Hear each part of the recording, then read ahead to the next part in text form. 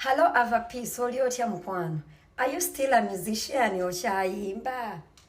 Oba waguddewo boutique otunda ngoye kuba munnange?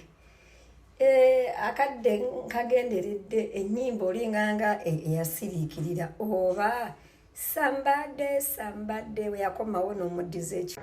Olina bakyali bange bangi abakuzina. Sinti abakuzina. And it was the only reason why I have never talked about you. It is the only reason.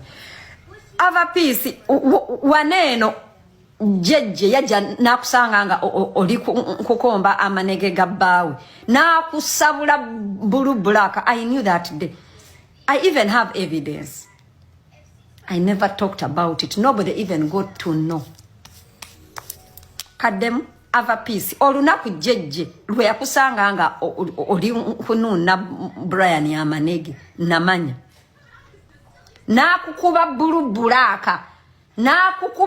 bulaka siye gwe eyemyusa namanya. I never talked about it. Ugandans are hearing about it for the first time.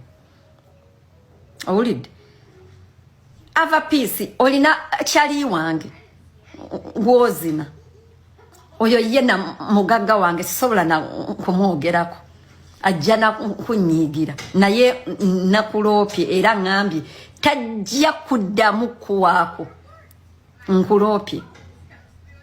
Ava Peace olunaku lwe Ava Peace inze omuntu ngogamba mbuno buli lunaku nkuvuma Ava Peace I've never come out okunyonyola bana Uganda mbuno your first car wagenda ewakasami ne muganda wonna mpijja ne mukola 3 sam your first car.